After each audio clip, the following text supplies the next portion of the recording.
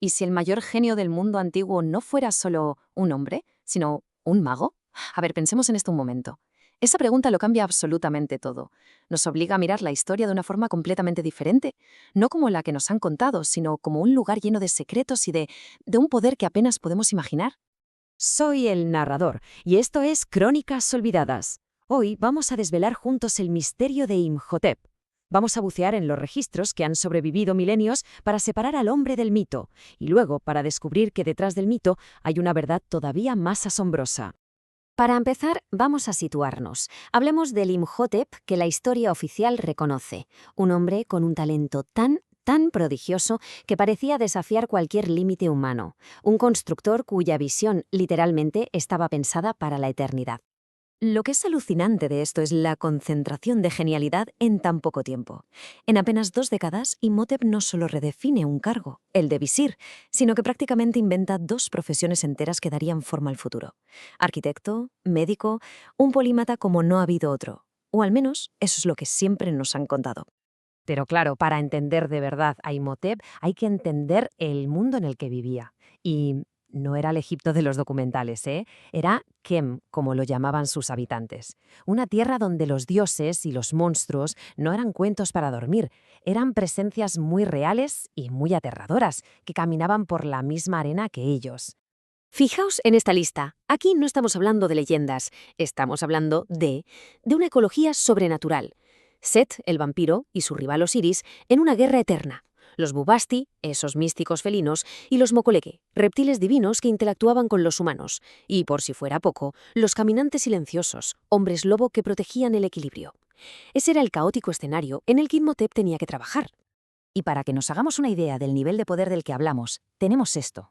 La maldición de Set. Ojo, que no era un simple encantamiento, fue un acto de magia a escala continental, un ataque tan brutal que reescribió el mapa sobrenatural de Egipto durante siglos, echando de allí a toda una raza de guardianes. Esta era la verdadera magnitud del caos. Y justo en medio de este torbellino de furia divina y poder primario, aparece él, Imhotep, una figura única, un hombre cuya misión no era rezar a los dioses para calmarlos, sino imponer un orden lógico, matemático, sobre la propia realidad. Es que este es el conflicto central de la época y aquí se ve perfecto. No era una simple lucha entre facciones, era una lucha entre visiones del mundo. Por un lado, la magia de Set, caótica, instintiva, pura fuerza bruta. Y por el otro, lo que defendía Imhotep, el orden, la geometría, la razón. Era literalmente una guerra por el alma de la realidad. Así que llegamos al meollo de la cuestión. ¿Cómo lo hizo? ¿Cómo un solo hombre mortal pudo imponer la razón en un mundo gobernado por monstruos y magia ancestral? Pues bien, la respuesta empieza a desvelar quién era realmente Imhotep. Y aquí está, la revelación, sacada directamente de los registros antiguos. La palabra clave no es visir, ni arquitecto, es mago. La historia nunca lo ocultó, simplemente la hemos estado leyendo mal. Imhotep no luchaba contra la magia, la dominaba. Su legado fue continuado por una hermandad secreta, los Dadelians.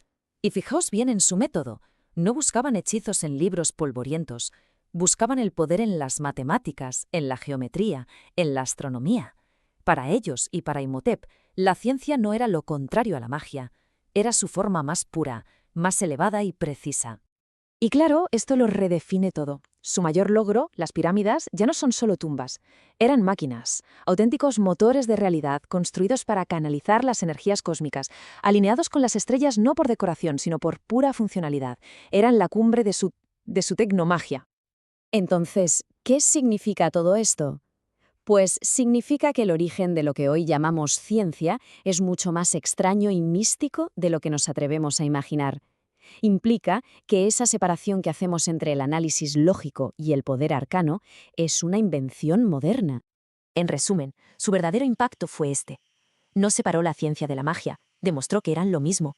Usó la lógica, la razón, las matemáticas como las herramientas definitivas para controlar las fuerzas del universo. Fue, sencillamente, el primer y más grande mago científico de la historia.